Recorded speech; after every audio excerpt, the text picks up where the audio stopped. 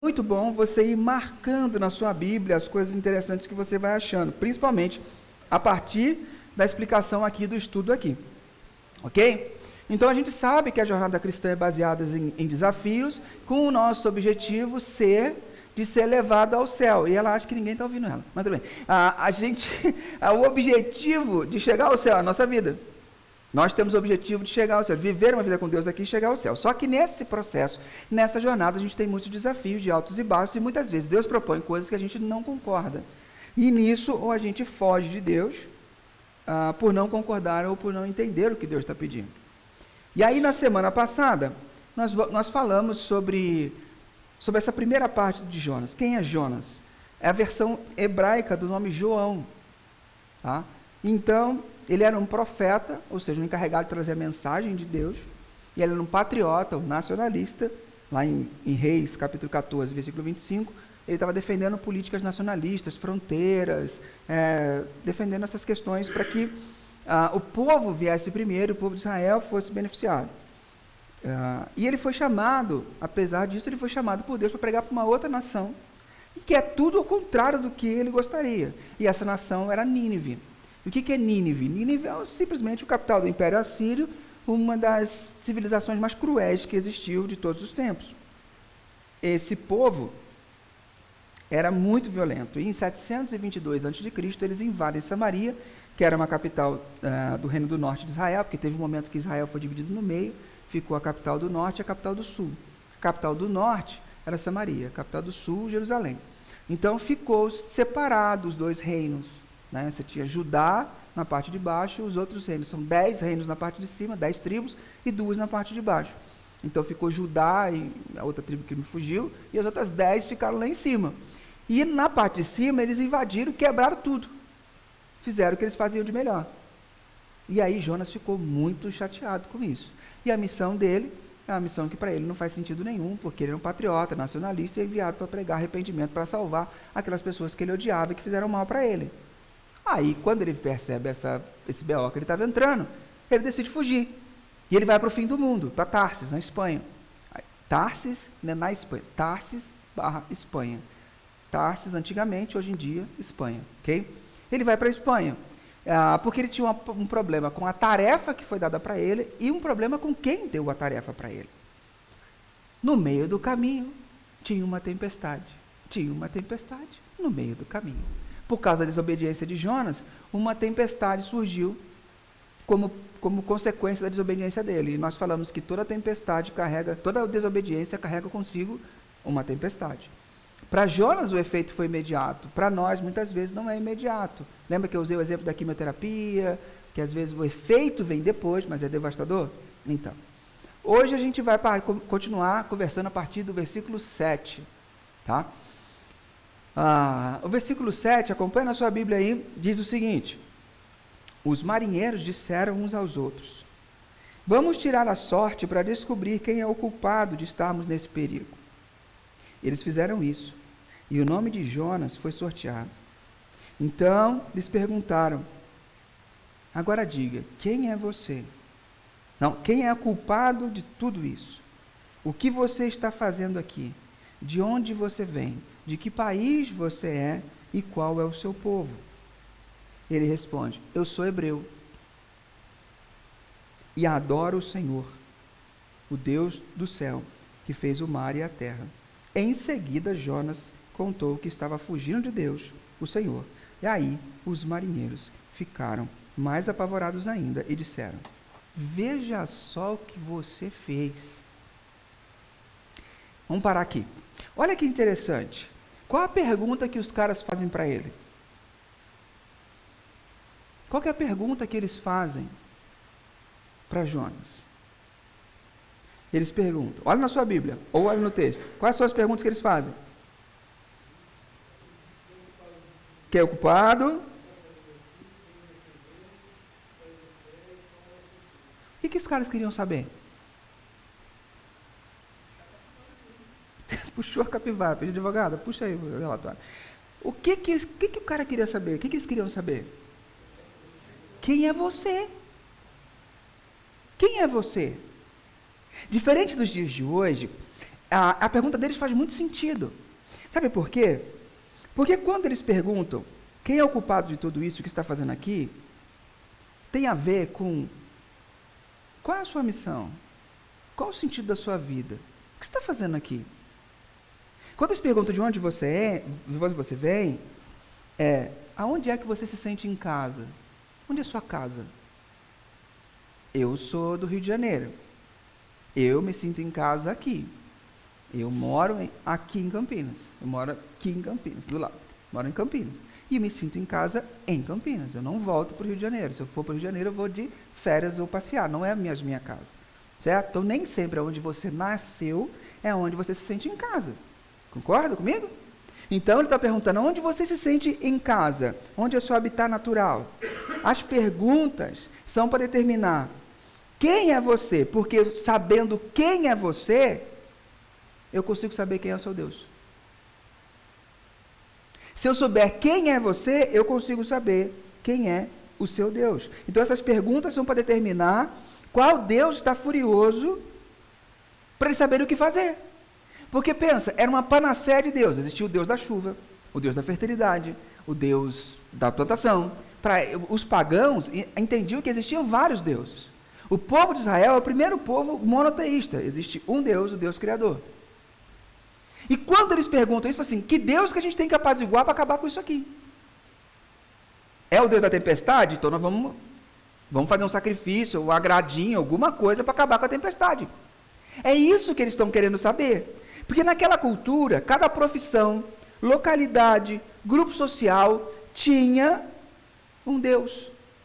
Você vê até que no Novo Testamento, quando Paulo escreve, está nas cidades lá viajando, existiam as guildas, os grêmios, o pessoal que só podia comercializar se tivesse parte do sindicato. E cada sindicato dos pescadores, a guilda dos pescadores, sindicato dos agricultores, você só podia comprar e vender se você adorasse o Deus daquele sindicato. Então, cada área, cada profissão tinha um Deus, e para eles era comum, isso era muito antigo. Isso mudou com o Deus Criador, com o Deus bíblico. Então, para eles saber quem você é, a gente sabe quem é o seu Deus. Porque eles precisavam saber quem que a gente ofendeu. Se você quer saber quem você ofendeu, bastava perguntar quem ele era. Ele ia falar, eu sou de tal lugar, então então é um problema com Deus Baal. De tal lugar, então é com Deus fulano de tal. Eles estavam ligados para querer saber como resolver o grande problema. Quem é você e quem você adora, para aqueles caras, a pergunta é a mesma. São dois lados da mesma moeda. Quem é você e quem você adora? Porque a identidade deles estava ligada a quem eles adoravam. E não é muito diferente da gente.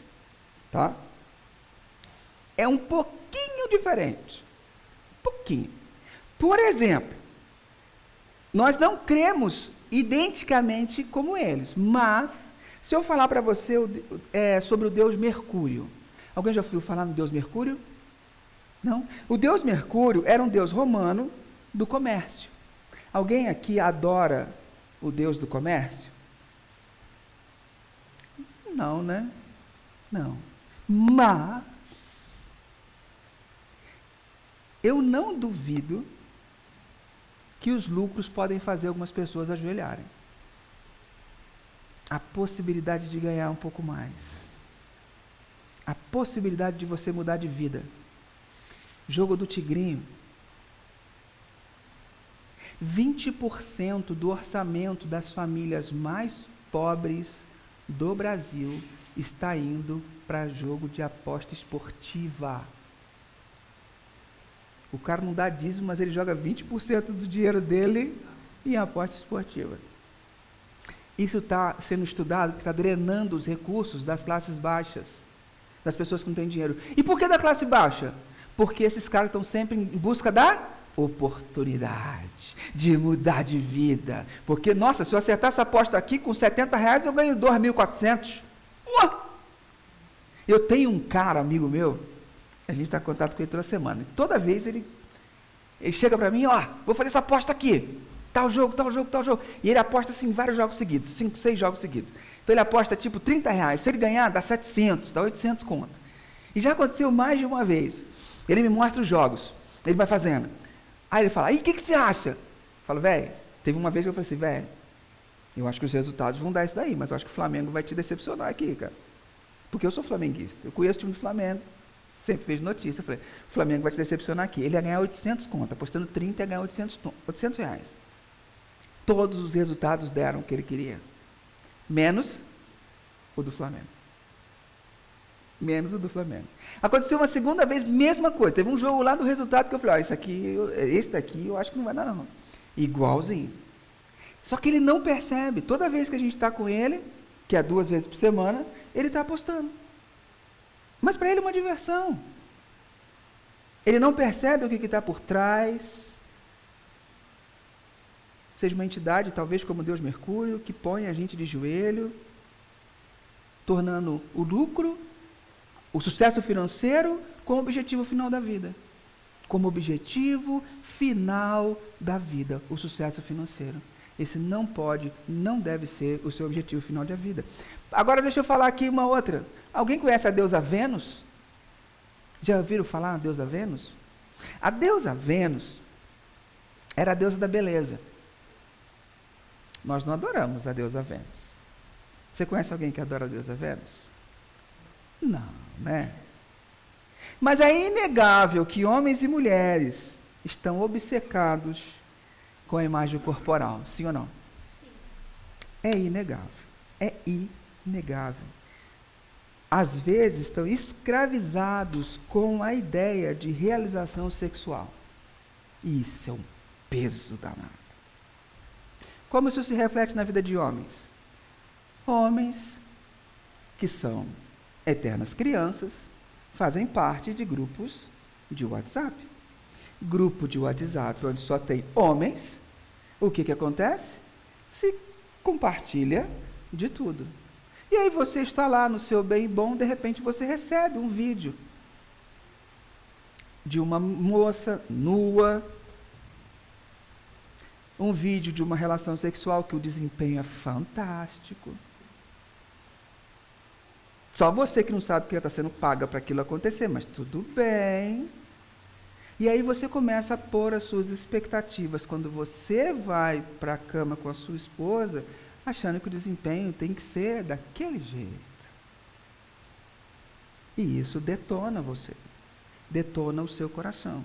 A pornografia tem detonado o coração de homens e mulheres e estragado casamentos. Mas a gente não sabe, que ninguém adora a deusa Vênus, né? Será que não? Ou será que não? Então, a gente precisa começar a pensar. Porque a pergunta dos marinheiros evoca o seguinte: em que você mais confia? Quem controla você? É isso que ele está perguntando para Jonas. Qual é o porto da sua confiança? Qual é onde está a sua segurança? É isso que ele está perguntando. E qual a resposta que Jonas dá? O que é a primeira coisa que Jonas fala? Ele é hebreu. Tem uma coisa estranha aí? Concorda comigo? Se a pergunta é quem você adora, quem você é igual a quem você adora, a resposta de Jonas foi? Jonas era mais nacionalista do que cristão. Para a gente poder entender. Trocar em miúdo, Jonas era mais patriota do que cristão. E aí quando eu percebo isso, eu começo a perceber que esse negócio de patriotismo não é bíblico. Deus! Não vejo fundamento nisso aqui, porque Deus, Ele não olha para um país só. Ele olha para todo mundo. Então a gente levanta a bandeira de patriotismo como sendo uma bandeira aliada ao que Deus quer, mas aqui Deus está mandando o cara pregar para uma nação diferente da dele que só fez mal. E aí, como é que fica? Como é que você concilia essas coisas? Então a gente tem que começar a raciocinar e pensar. Jonas, ele fala, eu sou hebreu, ou seja, a sua nacionalidade é maior, a maior identificação da sua identidade. Depois ele diz quem ele adora. Primeiro, eu sou hebreu, eu adoro o Deus vivo. Então, primeiro a resposta é o que mais significa para ele. E Jonas, naquele momento, ele não pensou no bem de todos. Lembra que ele estava dormindo? foi se afogar no sono, ele não estava nem aí se o bicho ia pegar, se ele ia morrer. Tem alguns momentos que a gente é assim, já viu? Quando você está bravo, pega o carro, sai dirigindo, a gente não está nem aí se alguém bater na gente. Não está nem aí, melhor mesmo, já vou para o céu, já acaba com tudo logo. Ei, beleza. Jonas estava nesse modo GTA. Não estou nem aí. Ele estava nesse molde.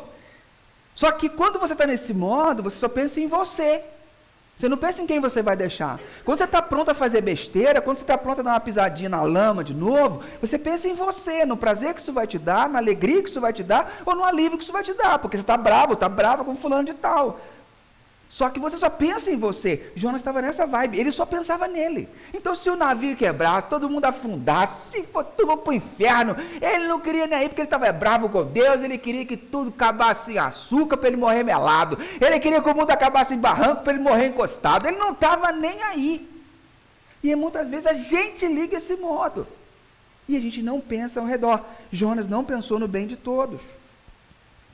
E aí o capitão dá uma sova no Jonas. Olha o que o capitão fala. O capitão chega e responde para ele: cara, você não consegue perceber que a gente está prestes a morrer? Você não está entendendo? Como você pode ser tão alheio à nossa necessidade? Como você pode ser tão alheio àquilo que a gente está precisando? Eu compreendo que o Senhor é um homem de fé. Por que você não está usando a sua fé para o bem público? Para salvar a gente, para o bem do navio? Vamos pegar isso para nós. Como é que você pode ver seus amigos de trabalho com o casamento tudo acabado e não dá uma palavra? Como é que você pode ver as pessoas não conseguindo ter uma amizade decente? E você vive numa família estendida, onde você está construindo amizades duradouras, que vão te levar para a eternidade, e você não tem coragem de falar nada. E você não tem coragem de mostrar o caminho, mostrar onde está o pão. Como que você pode? Se coloca no lugar. A palavra que veio para Jonas é a palavra que vem para nós. Como que eu e você conseguimos não olhar para a necessidade das pessoas e não pensar no bem comum? Jonas tinha um problema. Sabe qual era o problema de Jonas? Jonas fugiu porque ele não quer trabalhar para o bem dos não cristãos. Ele não queria trabalhar para o bem dos não cristãos. Ele só queria trabalhar para a família dele. Ele só fazia festa para a família dele. Ele só fazia as coisas para a família dele. Ele só abria a casa dele para a família dele. Ele só pensava na família dele. Ele não estava nem aí para as outras pessoas. Ele só queria e servia aos interesses daquele grupinho, daquele povinho. Era isso que ele fazia. Só que Deus se mostra que é um Deus de todos os povos. Que Deus chama a sua casa para ser um ambiente radioativo, no bom sentido de irradiar o reino de Deus. Ele quer que a sua casa seja um ponto, um centro do reino de Deus, onde as pessoas possam olhar para a sua casa e falar assim: meu Deus, Deus está ali. Naquela casa ali, quando eu entro, eu tenho paz. Por que eles são tão diferentes? Deus quer que tudo que está com você, tudo que está ao seu redor, seja uma extração que seus amigos de trabalho, por mais invejosos, miseráveis que eles sejam, que eles comecem a perceber que você tem algo de diferente. E na hora que o caos pintar, eles vão te procurar. Eu tenho um amigo, que ele tem amigos pra caramba. Pra caramba. O cara fala com Deus e o mundo. Tem a vida ganha. Mas quando o bicho pega na vida dele, a mensagem que é assim: você e a Sabrina estão em casa? Essa é a mensagem que é código. Eu já falo: pode subir. Pode subir. Ele vem, senta na mesa, e diz água, a gente conversa, e aí a gente cuida do coração, mostra algumas coisas. É um trabalho de anos, e a gente vai, apresenta para ele o plano de Deus. Não é de uma vez para outra, não é assim do nada. Mas acontece criando amizade, abrindo sua casa.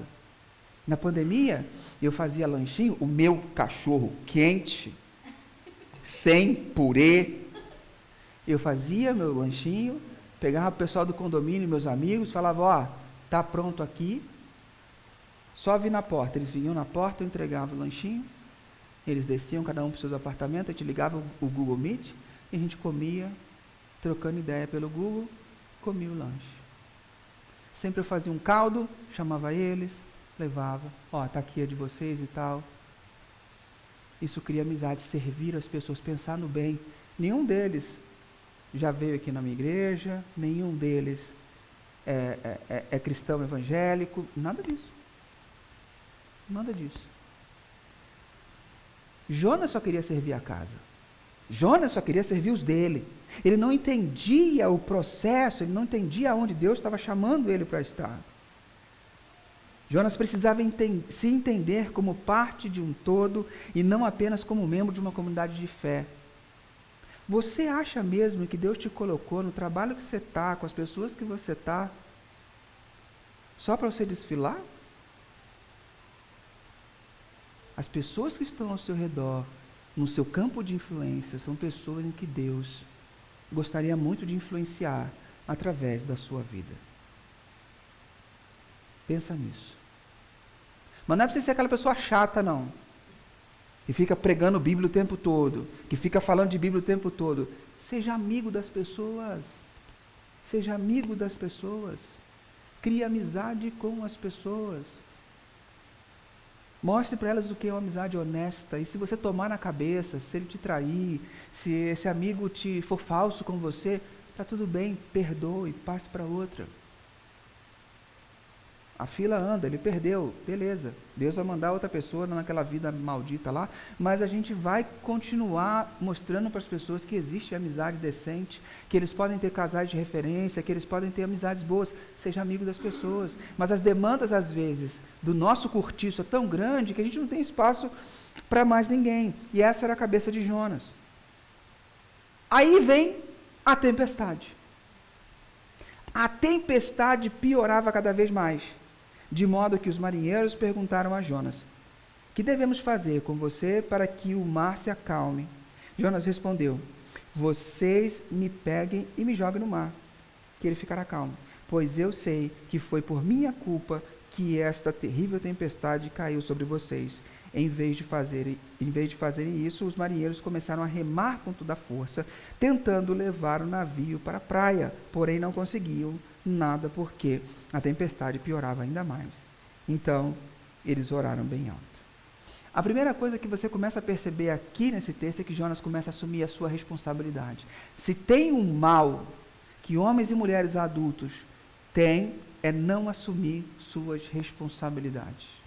Tudo é culpa do outro, tudo é culpa do alheio, tudo é culpa de alguém. Você precisa assumir as suas responsabilidades. E Jonas começa a assumir as suas responsabilidades. Mas o mais interessante é como que ele assume as responsabilidades. Não foi olhando para Deus, porque ele ignorou Deus. Foi olhando para quem? Para os marinheiros.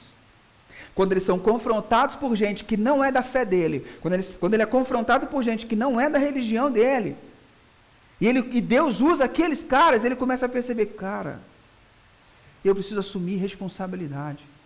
Muitas vezes você vai tomar tapa na cara de gente que tem uma conduta pior do que a sua, uma ética pior do que a sua, uma vida pior do que a sua, porque você não está ouvindo Deus, não está obedecendo a Deus, você tem que tomar esculacho de gente com caráter duvidoso. Por quê? Porque você não ouve Deus. Aí Deus tem que usar essas pessoas para poder te botar no eixo, botar no trilho de novo. Aí a gente toma aquele baque. Você foi chamado para ser sal e para ser luz. E aí, este é um momento marcante na vida de uma pessoa, quando assim a gente começa a assumir as nossas responsabilidades. Quem é o culpado do teu casamento estar do jeito que está? Você. Quem é o culpado do trabalho estar do jeito que está? Você. Quem é o culpado da sua vida estar do jeito que está? Você. Quem é o culpado de você não ter perspectiva de futuro porque você não guardou dinheiro? Você. Não é os outros. Você confiou na pessoa errada, você seguiu conselhos errados, você se meteu nos lugares que não devia se meter, então assume a responsabilidade e não faça de novo. Jonas começou a assumir a responsabilidade. E aí, tem uma letra de uma música da Igreja Batista da Lagoinha que é muito legal, que ela fala assim, o nome da letra é Quando a Tempestade Vem. E a letra fala assim, quando a tempestade vem, tudo se transtorna. E eu corro para o esconderijo do Altíssimo, e é ali que eu derramo minhas lágrimas. É ali, prostrado aos teus pés, Senhor, que te apresento o meu clamor. Quando a tempestade vem, essa é a postura. Agora, quando ela faz isso, a presença de Deus vem. E olha o que acontece quando a presença de Deus vem. Quando a tua presença vem, tudo se transforma. A tempestade transtorna e me faz chegar para perto de Deus, abraçar Deus, clamar e chorar em Deus. E Deus me visita. E quando a tua presença vem, tudo se transforma. E eu me rendo ao doce vento do Espírito. Eu passo a obedecer. E é assim que o meu coração recebe paz. A minha mente e minhas emoções descansam na segurança do colo do Pai. Às vezes sua vida está agitada, por quê? Porque você não consegue perceber a presença de Deus. Se a presença de Deus não vem, você não descansa nele. Porque Deus vem te visitar, bate na porta e você está tão corrido que você não está em casa. Olha como é que eles oraram. Senhor, ó Senhor Deus, não nos castigue com a morte, por tirarmos a vida deste homem. Porque estavam certos que jogar o cara no mal, o cara vai morrer. Pois és tu, ó Senhor, quem está fazendo isso.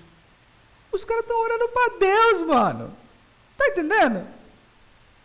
Os caras estão orando por Deus da Bíblia. Eles eram pagãos. Eles não conheciam o Deus da Bíblia. Eles estão orando por Deus de Jonas.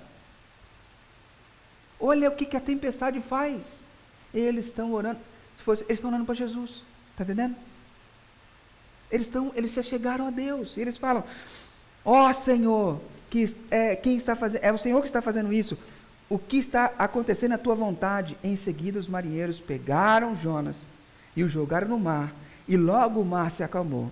E eles ficaram com tanto medo do Senhor, que lhe ofereceram um sacrifício e lhes fizeram promessas. Esse é o grande problema. Você conhece metade. Então, pela aquele negócio, eles viram que é o Deus de Jonas, eles começaram a conhecer, começaram a orar para esse Deus. Mas eles não entendem que o nosso Deus não precisa de sacrifício, não precisa de promessa.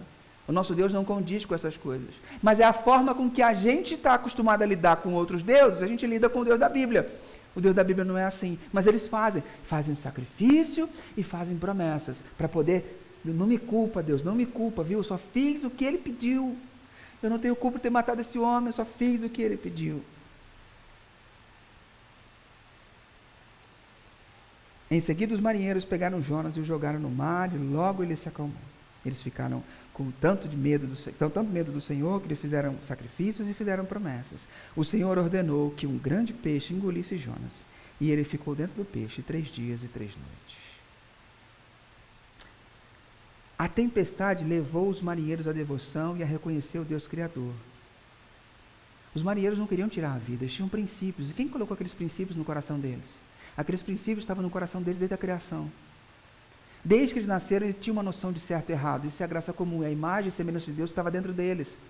Porque eles estão feitos da mesma material do que Jonas. Então eles tinham uma noção de que matar alguém era errado. E essa noção do que é errado foi Deus que tinha dado. E aí, eles só jogam Jonas no mar como último recurso. Eles tentaram de tudo, mas não conseguiram, então jogaram. Então nós vemos que o verdadeiro padrão de amor é substitutivo. O verdadeiro padrão de amor é substitutivo. O furor das ondas virá sobre Jonas, para que os marinheiros não sintam. Percebeu? Entendeu? Então Jonas vai para o mar para que as ondas venham sobre ele, mas os marinheiros sejam salvos.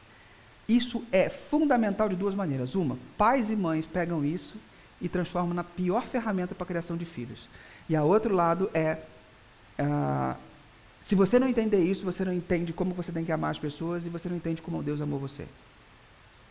Ok? Todo amor, já estou terminando, todo amor é algum tipo de sacrifício. Criar uma criança é sacrifício ou não é? É sacrifício. Perdoar alguém não dá vontade às vezes, né? Não quero. Não vou. Só que a gente, quando não perdoa, é a gente que está se envenenando. A gente pensa que não vou perdoar ele, não vou liberar ele, mas só que a coleira está aqui. Mas é um sacrifício. Ficar perto de alguém que sofre não é um sacrifício? É um sacrifício. a nossa perda de dinheiro, o nosso tempo, nossa energia, é o ganho de outra pessoa. Concorda comigo? O amor é substitutivo. O amor é sempre substitutivo. O sacrifício de Jonas foi um sacrifício substitutivo. Me matem para que vocês vivam. Quando eu olho para o sacrifício de Jonas, ele não morreu, eu lembro do sacrifício de alguém. O sacrifício de Jonas aponta para alguém. Jonas se sacrificou pelos marinheiros, mas Jesus se sacrificou para nos salvar. Mas Jonas foi expulso do barco pelos seus próprios pecados. E Jesus? Jesus foi preso pelos pecados nossos, pelos nossos pecados. Jonas, ele ficou perto da morte, foi jogado no mar, mas não morreu. Mas Jesus mergulhou fundo, em toda a profundidade do mar da morte, para poder nos salvar, e voltou de lá. Quando Jesus Cristo veio a este mundo, tendo a nossa humanidade, e mais tarde foi para a cruz, tendo o nosso pecado, ele se tornou o maior exemplo e o cumprimento do padrão de amor verdadeiro, sacrifício substitutivo. Por que eu acho que isso é uma ferramenta maligna na mão de pais que não sabem usar? Porque você quer o amor substitutivo, você entende que é privar seus filhos das dificuldades. Então você substitui, eu sofro para que ele não sofra. E isso não funciona. Não funciona, porque você só é quem você é, porque você tem sua história. Você sofreu. Pais que tentam livrar seus filhos do não, da frustração, dos perrengues da vida, vão criar bananas. E a sociedade vai fazer o que com essas crianças? O que quiser, porque eles não sabem se defender, porque acham que tudo vai ser a favor deles. Aí quando chega numa empresa, não sabe lidar com o chefe que cobra. Quando chega num estágio, não sabe lidar, pede para ir embora. Por quê? Porque não levaram todinho para ele na mesa. Não consegue lidar com as situações. Então isso não é amor substitutivo. O amor de pai e mãe é um amor que cobra, é um amor que é chamado de amor exigente. Você não livra ele das situações. Você permite e passa junto com ele. Deus muitas vezes não livra você de perrengues, mas ele disse que eu estarei com vocês todos os dias. Ou seja, ele não te abandona. Mesmo que você passe no vale de sombra e morte, você não temerá mal algum. Por quê? Porque ele está com você. Ele te livrou do vale do sombra da morte, miserável? Não, não te livrou. Por que você vai livrar seu filho do vale? Não vai livrar, mas você não vai ser. A diferença entre um vendedor de mapa e um guia, que o vendedor de mapa chega, é o coach, fala assim, faz isso, ó, vai. Aqui é o mapa, está aqui, ó, os pontos turísticos são aqui. O guia não, o guia vai junto. E ele fala, não pisa nessa pedra aqui que isso aqui cai. Ele está junto. Tem muito vendedor de mapa e às vezes tem pais vendedores de mapa. A vida é assim, filho, vai. Não, você tem que ir junto. O amor substitutivo, o padrão de amor, é esse amor que nós vemos em Jesus. E quando Jonas cai na água, a raiva da tempestade era uma verdadeira expressão da ira de Deus com o seu profeta rebelde. Só que a raiva foi virada de lado quando Jonas foi lançado nas ondas. Jesus foi aquele que lidou com a ira de Deus sobre o nosso pecado, e a ira de Deus se acalmou quando ele morreu na cruz e morreu sobre o nosso lugar, para que hoje você possa ter uma possibilidade de quê? De dizer, eu quero obedecer. Eu quero obedecer, porque o caminho de Deus é melhor do que o meu. Já tentei durante anos viver a vida conforme eu gostaria, conforme eu achei que seria. Não deu muito certo. Eu quero entregar a direção, a chave do carro para Jesus. Dirige, Jesus. Eu quero ser guiado por você. Eu quero escolher obedecer. Jesus, a morte de Jesus, o sacrifício dele nos possibilita isso. Ter uma vida nova e uma vida diferente, uma vida de obediência. Isso não vai nos livrar da tempestade. Mas a tempestade com Deus é um momento onde tudo pode até se transtornar. Mas a presença de Deus vem, porque ele está sempre com a gente. E aí a gente sente a paz, calma e tranquilidade. Amém? Que você leve essa palavra para você hoje, essa palavra para casa hoje, olhando para o profeta Jonas. Pensa no bem comum. Você foi chamado para influenciar pessoas. Deus quer a tua parceria para realizar coisas grandes ao seu redor e transformar a vida de pessoas e transformar a sua vida. Seja uma bênção. Não fique atrás de bênção. Não procure bênção. Seja uma bênção, porque a Bíblia diz que a bênção segue os escolhidos. Não são os escolhidos que seguem as bênçãos. Você não precisa se preocupar em ser abençoado. Obedece, segue a Jesus, porque as bênçãos vão correr atrás de você. Obedece.